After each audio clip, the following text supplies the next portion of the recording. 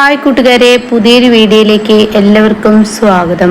അങ്ങനെ അനുപമ ഇങ്ങനെ ഇരിക്കുമ്പോൾ ഭാനുവമ്മ എടുത്തു ചാടിയത് ചെയ്യേണ്ടായിരുന്നു മോളെ എന്ന് പറഞ്ഞ ഉടനെ ഇല്ല, അവരുടെ സ്വഭാവം എന്ന് പറഞ്ഞാൽ അവർ അമ്മയും മകനും അങ്ങനെയാണ്. അത് കേട്ട ഉടനെ ഭാനുവമ്മ പറയണേ, മോളെ ഇന്ദ്രൻ പഴയതുപോലെയല്ല, സുശീലയെ പോലെയല്ല. അവന് എന്നോടൊരു സ്നേഹവും കരുതലൊക്കെ ഉണ്ടായിരുന്നു. 25,000 അവന്റെ മേടിക്കുകയായിരുന്നെങ്കിൽ അവന് നിന്നിൽ ഒരു നോട്ടം ഉണ്ടായിരുന്നു. നിന്നെ അവൻ സംരക്ഷിക്കുമായിരുന്നു. അയ്യോ, എനിക്കത് വേണ്ട.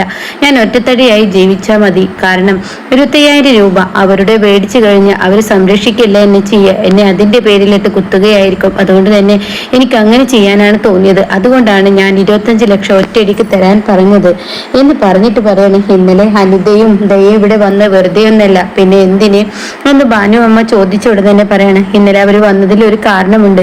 കാരണം എൻ്റെ ഇന്നലെ ഹർഷയെയും അതുപോലെ ഹർഷയുടെ കുഞ്ഞിനെ ഇന്ദ്രട്ടൻ പിടിച്ചു നിൽക്കുന്നതാണ് കണ്ടത് എന്ന് പറയുന്നിട്ട്, ഇത് കേട്ടോടെ തന്നെ മോളെ ഇത് വിശ്വസിക്കരുത് എന്ന് പറയണ്ട. ഇത് വിശ്വസിക്കരുതെന്നല്ല, എൻ്റെ അനിയത്തി പറഞ്ഞതാണ്. അയാളെ സ്നേഹിക്കുന്നതോറും എനിക്ക് വേദനകളും യാതനകളും മാത്രമാണ് കിട്ടിയിട്ടുള്ളൂ. അതുകൊണ്ട് ഞാൻ ഇനി അയാളിലോട്ട് സ്നേഹത്തിന് പോകുന്നില്ല എന്ന് പറയുമ്പോൾ മാനവ ഈശ്വര ഇതെന്താ ഇങ്ങനെ എന്ന് ചിന്തിക്കുന്നുണ്ട് കേട്ടോ. പിന്നീട് രഘു ചിരിച്ചും കൊണ്ട് വരികയാണ്. അനുപമ വിളിച്ചിട്ടുണ്ട് എന്ന് പറഞ്ഞിട്ടാണ് രഘു വരുന്നത്. അപ്പൊ അമ്പിളിയാണെങ്കിൽ ഒരു സൈഡിൽ ഇങ്ങനെ തന്റെ കുഞ്ഞിന് പാല് കൊടുക്കാണ്. അപ്പൊ അമ്പിളിയുടെ മുഖം വല്ലാത്തൊരു കയറ്റം തന്നെ ഉണ്ട്. അപ്പൊ രഘു എടി ഒരു സന്തോഷ വാർത്ത ഉണ്ട്, എന്താണാവോ അത്രേ എന്ന് ചോദിച്ച അവിടെ തന്നെ പറയാണ്. സന്തോഷ വാർത്ത എന്ന് പറയുന്നത് എന്താണെന്നറിയോ? അനുപമ വിളിച്ചിരുന്നു. അതെന്തത്ര പറയാൻ? അനുപമ ആ കട ഇന്ദ്രനെ എഴുതി കൊടുത്തില്ലത്രേ. അതിനെന്തിനെ നിങ്ങൾ സന്തോഷിക്കുന്നു എന്ന് ചോദിച്ചോടനെ കാരണമുണ്ടെന്ന് കൂട്ടിക്കോ, അതിനൊരു സന്തോഷം എന്ന് പറയാൻ. അനുപമ ആ കട എഴുതി കൊടുത്തില്ല. ഇനി 25 ലക്ഷം ഇന്ദ്രനോട് തരാനാണ് ഒരാഴ്ചക്കുള്ളിൽ പറഞ്ഞിട്ടുള്ളത്. 25 ലക്ഷം ഇന്ദ്രൻ തന്നു കഴിഞ്ഞാൽ ആ പണം നമുക്ക് തരാമെന്ന് പറഞ്ഞു. ഇത് അമ്മാവനോട് പറയാനും പറഞ്ഞിട്ടുണ്ടെന്ന് പറയുന്നിട്ടാ. ഉടൻ തന്നെ ഇതൊക്കെ എത്ര കേട്ടതാണ്. ഇത് മുടക്കാൻ 100,000 ആളുകളും ഉണ്ടാവും, എല്ലാവരും ഉണ്ടാവും. അതുകൊണ്ട് നിങ്ങൾ ഇത് പ്രതീക്ഷകൾ വെച്ച് നിങ്ങൾ മുന്നോട്ട് പോണ്ട എന്ന് പറയുമ്പോൾ അവിടെ മാഷി ഇറങ്ങി വരുന്ന ഒരു ശബ്ദം കേൾക്കാനായിട്ടാ. അപ്പോഴേക്കും രഘു അമ്പിളിയോട് പറയണം, ഞാൻ അമ്മാവനോട് പറയട്ടെ.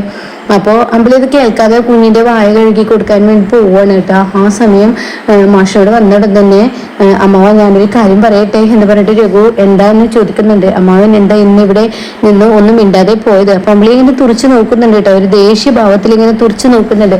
ആ സമയം പറയാണ്, അത് എനിക്ക് ഈ വീട്ടിൽ ആരോട് പറയാൻ, ആരോടാണ് ഞാൻ പറയേണ്ടത്? എന്തമ്മാവ ഇങ്ങനെയൊക്കെ സംസാരിക്കുന്നത്? ഉടൻ തന്നെ ഞാൻ മഞ്ചാടിയുടെ അരികിലോട്ടാണ് പോയത്. അവള് കോളേജിലോട്ട് പോക്ക് തുടങ്ങി. ആ സന്തോഷ വാർത്ത പറയാണ് കേട്ടോ. അപ്പോൾ തന്നെ രഘു പറയുന്നത് വേറൊരു സന്തോഷ വാർത്ത ഉണ്ട്. അനുഭവം വിളിച്ചിരുന്നു എന്ന് പറഞ്ഞിട്ട് അവൾ ഇന്ദ്രനെ കട എഴുതി കൊടുക്കുന്നില്ലെന്നും 25 ലക്ഷം രൂപ നിങ്ങൾക്ക് തരികയാണെന്നും പറഞ്ഞിട്ട് അവൾ വിളിച്ചിരുന്നു എന്ന് പറയും കേട്ടോ. അത് കേൾക്കുന്നതിനോട് കൂടിയിട്ട് ഉടൻ തന്നെ മാഷ് പറയണം, അപ്പൊ സച്ചിയുടെ കടയിൽ ജോലിക്ക് പോവാന്ന് പറഞ്ഞ ആ വാക്കോ എന്ന് ചോദിക്കുന്നുണ്ട് കേട്ടോ. അത് കേൾക്കുന്ന അമ്പിളി പൊട്ടിത്തെറിക്കാണ്. രഘുട്ടാ, നിങ്ങൾ എന്തിനാ അച്ഛനോട് പറയാൻ പോയത്? ആ മനുഷ്യനെ നമ്മളൊരിക്കലും രക്ഷപ്പെടുന്ന ഇഷ്ടമില്ല. ആ മനുഷ്യന്റെ കാര്യം എങ്ങനെയാണ്? ഒരിക്കലും നമ്മളെ രക്ഷപ്പെടാൻ അനുവദിക്കില്ല. ആരുടെയും കയ്യിൽ നിന്ന് നമുക്ക് പണം വാങ്ങി തരുന്നതിനേക്കാൾ മറ്റുള്ളവരുടെ അടിമപ്പണി ചെയ്യുന്നതാണ് അവർക്ക് ഇഷ്ടം എന്നൊക്കെ പറഞ്ഞ് സംസാരിക്കുമ്പോൾ അമ്പിളി നീ ഒന്ന് വായടക്ക്. അപ്പോൾ ഉടൻ തന്നെ രഘു ഇങ്ങനെ പറയുന്നുണ്ട്, അനുപമക്കൊന്ന് അമ്മാവനും കൂടി ഒന്ന് വിളിച്ചു പറഞ്ഞ ഇക്കാര്യത്തിലൊരു തീരുമാനമായെന്ന് എന്നിങ്ങനെ പറഞ്ഞു ഉടൻ തന്നെയാണ് കേട്ടോ മാഷ് പറയുന്നത്. ഞാനെന്തിന് നിങ്ങളുടെ കാര്യത്തിൽ തീരുമാനം എടുക്കുന്നത്, നിങ്ങൾ തന്നെ എടുത്താൽ മതി എന്നും പറഞ്ഞിട്ടാണ് പോകുന്നത്. അപ്പോഴൊക്കെ അമ്പിളി ഒരു ജാതി നോട്ടം മാഷ് നോക്കുന്നുണ്ട്. ആ സമയം അമ്പിളി ആണെങ്കിലോ അത് അങ്ങനെയാണ്, നിങ്ങൾ അങ്ങനെ തന്നെ പറയത്തുള്ളൂ, ഞങ്ങൾ മാത്രം നന്നാവാൻ പാടില്ലല്ലോ, ഞങ്ങൾ മറ്റുള്ളവരുടെ കടയിൽ ഇങ്ങനെ നിൽക്കണം, അതല്ലേ നിങ്ങളുടെ ആഗ്രഹം, എല്ലാവരെയും നിങ്ങൾ രക്ഷപ്പെടുത്തും, പക്ഷെ ഞങ്ങളെ രക്ഷപ്പെടുത്താൻ നിങ്ങൾ അനുവദിക്കില്ല, നിങ്ങളുടെ സ്വഭാവം അങ്ങനെയാണല്ലോ എന്നൊക്കെ പറഞ്ഞിട്ട് ദേഷ്യത്തോട് കൂടിയിട്ട് അമ്പിളി ഇങ്ങനെ സംസാരിക്കുമ്പോൾ രഘു അമ്പിളിയെ വലിച്ചഴിച്ച് കൊണ്ടുപോകാനിട്ട് നീ വന്നേ. അപ്പോൾ മാഷ് റൂമിലോട്ട് കയറിയിട്ടുണ്ടാവട്ടെ അമ്പിളിയുടെ വാക്ക് കേൾക്കാതെ. അങ്ങനെ റൂമിൽ കയറിയ മാഷി തിരികെ ഇങ്ങോട്ടേക്കൊന്ന് വരികയാണ്. അപ്പോൾ ഉടനെ രഘു നീ വന്നേ, ആരോടെ നീ സംസാരിക്കുന്നത്, നിന്റെ അച്ഛനോട് അടി നീ സംസാരിക്കില്ലേ, വാ വാ വാ എന്നൊക്കെ പറഞ്ഞ് പിടിച്ച് വലിച്ച് കൊണ്ടുപോകുന്നതിനിടയ്ക്ക് അമ്പിളി നിർത്തുന്നില്ല കേട്ടോ. രഘുട്ടൻ എന്നെ വിട്ടോ, അല്ലെങ്കിൽ എനിക്ക് ദേഷ്യം വരും, എനിക്ക് ഭ്രാന്ത് പിടിക്കും, എനിക്ക് പറയാനുള്ളത് പറയണം, പറഞ്ഞില്ലെങ്കിൽ എനിക്ക് ഭ്രാന്ത് വരും എന്നൊക്കെ പറഞ്ഞിട്ട് അമ്പിളിങ്ങനെ പൊട്ടിത്തെറിക്കുന്ന സമയത്ത് പെട്ടെന്ന് രഘു അങ്ങ് അമ്പിളിയെ അടിക്കുകയാണ് കേട്ടോ. ഇത് കാണുന്ന മാഷ് ഉടൻ തന്നെ തിരിച്ചടിക്കുകയാണ് കേട്ടോ രഘുവിനെ. എന്നിട്ട് പറയണേ, എൻ്റെ മുന്നിലിട്ടിട്ടാണ് നായെ എൻ്റെ മകളെ അടിക്കുന്നതെന്ന് പറയട്ടോ. ഈ ഒരു ഷോക്ക് അമ്പിളിക്ക് വല്ലാത്തൊരു ഷോക്കാവാണ്.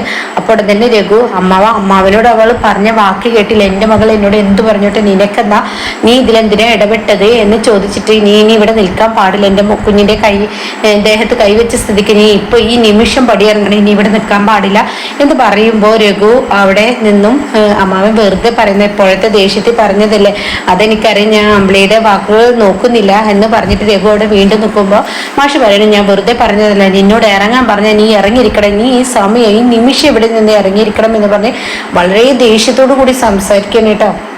അപ്പൊ അത് കേൾക്കുന്ന അമ്പിളിക്ക് ഭയങ്കര സങ്കടമാവാണ്. രഘുവിന്റെ ആ വാക്കുകൾ കേൾക്കുമ്പോൾ വളരെ വിഷമമാവാണ് കേട്ടോ. അങ്ങനെ മാഷ് ഇത് പറയുകയും ചെയ്ത് ദേഷ്യത്തോടു കൂടി അവിടെ ഇരിക്കുകയും ചെയ്ത്. അങ്ങനെ മാഷ് അവിടെ നിൽക്കുമ്പോൾ രഘു എന്ത് ചെയ്യുന്നു, തന്റെ റൂമിൽ കയറി ഡ്രസ്സൊക്കെ ഇങ്ങനെ പാക്ക് ചെയ്യാണ്. അപ്പോഴും അമ്പിളി അവിടെ തന്നെ നിൽക്കുകയാണ്. ഈ സമയം അമ്പിളിയുടെ ആ നൃത്തം കാണുമ്പോൾ രഘു ഇങ്ങനെ ശ്രദ്ധിക്കുന്നുണ്ട് കേട്ടോ. അങ്ങനെ പിന്നീട് മാഷ് ഇങ്ങനെ ശ്രദ്ധിക്കുന്നുണ്ട് കേട്ടോ. അപ്പോൾ അമ്പിളി ഒരു ജാതി തുറിച്ച് നോട്ടാണ് നോക്കുന്നത്. അങ്ങനെ പിന്നീട് രഘു ആ റൂമിൽ നിന്ന് ഇറങ്ങി വരുമ്പോൾ അപ്പുറത്ത് സരോജിനി വന്ന് നിൽക്കുന്നുണ്ടാവും കുഞ്ഞിനെയും കൊണ്ടിട്ട്. അപ്പോൾ രഘു ഇറങ്ങി വന്ന ഉടനെ തന്നെ രഘു പോവാനുള്ള ആ ഒരു തിടുക്കം കാണിക്കുകയാണ്, മുറ്റത്തോട്ട് ഇറങ്ങി പോവുകയാണ്. ആ സമയം അമ്പിളി, രഘുവേട്ടാ നിങ്ങൾ എങ്ങോട്ടാ പോകുന്നത്, എൻ്റെ അച്ഛൻ്റെ വാക്ക് കേട്ട് നിങ്ങൾ പോകണ്ട, നിങ്ങൾ പോകാൻ പാടില്ല, എവിടെ നിൽക്കാനൊക്കെ പറയുമ്പോൾ രഘു നിൽക്കുന്നില്ല കേട്ടോ. രഘു ഒരേ ദേഷ്യത്തിൽ പോവുകയാണ്. അപ്പോൾ തന്നെ മാഷി ഇരുന്നോട് നിന്ന് നീക്കുകയാണ്. എന്നിട്ട് രഘുവിനോട് വീണ്ടും പറയാണ്, അമ്പിളി പോവല് രഘുവേട്ട എന്നൊക്കെ പറയുമ്പോൾ അവിടെ നിൽക്കില്ല കേട്ടോ. പിന്നീടാണെങ്കിലോ അമ്പിളി, നിങ്ങൾ പോവില്ലേ, ഈ അമ്പിളിയെ തോൽപ്പിക്കാൻ നിങ്ങൾ ശ്രമിച്ചാൽ ഒരിക്കലും നടക്കില്ല. അപ്പൊ രഘു പറയണേ, നീയോ നിന്റെ വീട്ടുകാരെ എങ്ങനെ വെച്ച് ജീവിച്ചത്, എൻ്റെ വീടല്ലാത്ത സ്ഥിതിക്ക് ഞാനിവിടെ നിൽക്കില്ല, ഞാൻ പോകുന്നെന്ന് പറയട്ടെ. അപ്പൊ അത് കേൾക്കുന്ന അമ്പിളി പറയണ, ആഹാ നിങ്ങൾ പോയോ, എനിക്ക് മോൾക്ക് ആരാണുള്ളത്, ഞങ്ങൾക്ക് ആരുമില്ല, നിനക്ക് നിന്റെ അച്ഛനും ഉണ്ടല്ലോ, ഞാൻ പൊയ്ക്കോളാം, ഇത് എൻ്റേതല്ലാത്ത വീടാണ്, സ്വന്തമായ വീടില്ലാത്തവൻ ഇവിടെ നിൽക്കാൻ പാടില്ല, അതാണ് രഘു എന്നൊക്കെ പറഞ്ഞിട്ട് രഘു വീണ്ടും അവിടെ നിന്ന് ഇറങ്ങുമ്പോൾ അവിടെ തന്നെ മാഷ് അവിടെ നിൽക്കുന്നുണ്ട് കേട്ടോ. അപ്പോൾ അമ്പിളി പറയാണ്, നിങ്ങൾ ഇറങ്ങിക്കഴിഞ്ഞാൽ ഞാൻ മരിക്കും, നീ മരിക്കുക ചാവ് ജീവിക്കുക എന്താ ചെയ്തോ, നിന്റെ കാര്യത്തിൽ ഇടപെടാൻ ഞാനില്ല എന്നും പറഞ്ഞിട്ട് നിന്റെ നാക്കും വാക്കും ഒന്ന് സൂക്ഷിക്കുകയായിരുന്നെങ്കിൽ ഈ പ്രശ്നത്തിന് ഒരിക്കലും തുടക്കം കുറിക്കില്ലായിരുന്നു, നീ ഒറ്റെഴുത്തുകാരനാണ് ഈ വീട് ഇത്രയും അലങ്കോലമായത് എന്നൊക്കെ പറയുന്നുണ്ട് കേട്ടോ രഘു. അങ്ങനെ രഘു വണ്ടിയെടുത്ത് പോകാനൊരുങ്ങുന്ന അമ്പിളി, നിങ്ങൾ എന്നോടാണ് കളിച്ചതില്ലേ, എന്നാൽ ഞാൻ വെറുതെ ഇരിക്കില്ല, ഞാൻ ഇതോടുകൂടി എൻ്റെ ജീവനങ്ങൾ നശിപ്പിച്ചോളാം എന്ന് പറഞ്ഞിട്ട് അമ്പിളി അകത്തോട്ട് കയറി പോകുമ്പോൾ മാഷ് പേടിയാവും. അപ്പൊ മാഷ് പറയണേ, അമ്പിളി നീ ഒന്ന് ഒതുങ്ങടി എന്ന് പറയുന്നുണ്ട്. പക്ഷേ അമ്പിളി മാഷിനെ തട്ടി മാറ്റിയിട്ട് അമ്പിളി റൂമിൽ കയറി കഥകടച്ച് പിന്നീട് കഥകടിക്കുമ്പോൾ അപ്പുറത്ത് സരോജിനി നിൽക്കുന്നുണ്ടാവും. അപ്പൊ സരോജിനി പറയുന്നുണ്ട്, അമ്പിളി നീ അവ്യം ഒന്നും കാണിക്കല്ലേ എന്ന് പറയുമ്പോഴും ആ വാക്കുകൾക്കും വില കൊടുക്കാതെ ഓടിക്കൊണ്ട് വീണ്ടും കഥകടക്കണം കേട്ടോ. അങ്ങനെ കഥകടച്ച് ഫാനിന്റെ മുകളിൽ തന്റെ സാരിയൊക്കെ കെട്ടി അത് പിരിച്ചുണ്ടാക്കുമ്പോൾ അപ്പുറത്തൂടെ സരോജിനി ഓടി ചെല്ലുമ്പോൾ കാണുന്ന കാഴ്ച ഫാനിൽ കുരുങ്ങുന്ന അമ്പിളി ആയിരിക്കൂട്ട. അത് കണ്ടോടെ തന്നെ അമ്പിളിയെ, നീ ഒന്നും ചെയ്യല, എന്റെ കുഞ്ഞിനെ ആലോചിക്കുക, നീ എന്ത് പൊട്ടത്തരാണ് കാണിക്കുന്നതെന്ന് പറയുന്നുണ്ട്. അപ്പോഴും അമ്പിളി കേൾക്കുന്നില്ല, അതിങ്ങനെ പിരിച്ചുകൊണ്ടിരിക്കുകയാണ് കേട്ടോ. ആ സമയം മാഷിന്റെ അടുത്തോട്ട് ഓടി ചെല്ലാണ്, മാഷെ അവള് ഫാനിൽ കയറിട്ടിരിക്കുന്നു എന്ന് സത്യം വെളിപ്പെടുത്താണ് കേട്ടോ. അപ്പൊ മാഷ് ചെന്ന് നോക്കുമ്പോൾ ജനലിലൂടെ ആ ഒരു കാഴ്ച കാണാൻ. അപ്പോഴേക്കും മാഷ, രഘു എൻ്റെ അമ്പിളി തുന്നി മരിക്കാൻ പോകുന്നു, നീ അവളെ രക്ഷിക്ക്, അമ്മാവൊന്ന് പോയേ, അവൾ അതും ചെയ്യുക അതിലപ്പുറം ചെയ്യുക, അത് കാര്യമാക്കണ്ട, അമ്മാവനൊന്ന് പോയെന്ന് വീണ്ടും പറയുന്നുണ്ട് കേട്ടോ. അപ്പോഴും പറയുന്നുണ്ട്, നീ ഒന്ന് പോയേ എന്ന് പറയുന്നുണ്ട് കേട്ടോ. അങ്ങനെ രഘുവിനെ ഒരുപാട് വിളിച്ചിട്ടും വരുന്നില്ല. അപ്പോഴേക്കും സരോജിനി പറയണേ, മാഷെ ഓടി വായോ, അമ്പിളിത മരിക്കാൻ പോകുന്നു. അപ്പോഴേക്കും മാഷ് രഘുവിനോട് പറയണേ, മോനെ നിന്റെ കാല് പിടിക്കുന്ന, അവളെ ജീവിതത്തിലോട്ട് കൊണ്ടുവരാൻ നീ മാത്രമേ ഉള്ളൂ, അതുകൊണ്ട് നീ വായു രഘു, അവളുടെ വാശി നിനക്ക് അറിയില്ല, നീ ഇറങ്ങി വാ എന്ന് പറഞ്ഞ് ഒച്ചയെടുത്ത് ദേഷ്യത്തോടു കൂടി സംസാരിക്കുമ്പോൾ രഘു വണ്ടിയിൽ നിന്ന് ഇറങ്ങാൻ കേട്ടോ. പിന്നീടാണെങ്കിൽ അകത്തോട്ട് കയറി വരുമ്പോൾ കഥകൾ തുറ്റിയിട്ടിട്ട് ഉണ്ടാവും. അങ്ങനെ അമ്പിളി നീ എന്തായി കാണിക്കുന്ന, തുറക്ക് എന്ന് പറഞ്ഞ് മാഷ് ഒരുപാട് തവണ വിളിച്ചു നോക്കും, പക്ഷെ കഥ തുറന്നു കൊടുക്കില്ല കേട്ടോ. വീണ്ടും തുറക്ക അമ്പിളി എന്ന് പറയുമ്പോൾ സരോജിനി പറയണേ, ഈ വിൻഡോയുടെ ഉള്ളിലൂടെ നോക്ക്, പുറത്തൂടെ വാ എന്ന് പറയണേ. അങ്ങനെ സരോജിനി പുറത്തൂടെ ഇവരുടെ അടുത്തോട്ട് എത്തിച്ചു കൊടുക്കണം കേട്ടോ. അങ്ങനെ മാഷും രഘു ഓടി നോക്കുമ്പോൾ അമ്പിളി ഫാനിൽ കെട്ടിയിട്ട് തന്നെ കഴുത്തിലോട്ട് ഇട്ടിട്ടുണ്ടാവും കേട്ടോ. അങ്ങനെ ഈ കുരുക്ക് കഴുത്തിലിടുമ്പോൾ മാഷ് പറയുന്ന, പൊന്നു മോളെ നീ എന്താണ് ഇങ്ങനെ ചാടിക്കളിച്ച് ഓരോ കാര്യങ്ങൾ തീരുമാനിക്കുന്നത്, നീ അതിൽ തൂങ്ങല്ലേ. അപ്പോഴേക്കും രഘു പറയുന്നുണ്ട്, അമ്പിളി നീ എന്ത് പൊട്ടത്രയാണ് ഈ കാണിക്കുന്നത്, അമ്പിളി നീ എടുത്ത് ചാടി വരും ചെയ്യില്ലേ, നിങ്ങൾക്ക് എല്ലാവർക്കും ബാധ്യത ഞാനാണല്ലോ, ഞാൻ എന്തെങ്കിലും പറഞ്ഞ അമ്പിളിയോട് എല്ലാവർക്കും ദേഷ്യമാണല്ലോ, അതുകൊണ്ട് ഈ അമ്പിളി പോവാണ്, ഈ അമ്പിളി ഇനി ജീവിതത്തിലോട്ടില്ല. അപ്പോഴേക്കും മാഷ് പറയുന്നുണ്ട്, മോളെ നിനക്ക് ഞാൻ എന്ത് വേണമെങ്കിലും ചെയ്തുതരാം, നിന്റെ ആവശ്യം എന്താണ് എന്ന് ചോദിക്കുന്നുണ്ട് കേട്ടോ.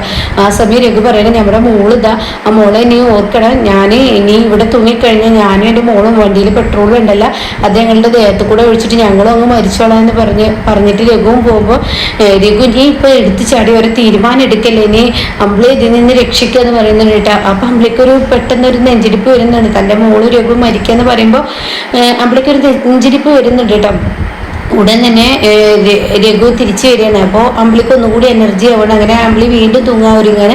അപ്പോൾ രഘു പറയുന്നുണ്ട്, അമ്പിളി നിന്റെ ആവശ്യം എന്താ, നിന്റെ പ്രശ്നം എന്താ, നിങ്ങൾ ആരുടെയും കമ്പനിയിൽ പണിയെടുക്കാൻ പാടില്ല, നിങ്ങളുടെ ആരുടെയും കീഴിൽ പണിയെടുക്കാൻ പാടില്ല, നിങ്ങൾക്ക് സ്വന്തമായ ഒരു ബിസിനസ് വേണമെന്ന് പറയട്ടെ. ഇത് കേൾക്കുന്ന രഘു പറയാണ്, എന്ത് ബിസിനസ്സാണ് ഞാൻ ചെയ്യുക, നീ ഇങ്ങ് വായ അമ്പിളി.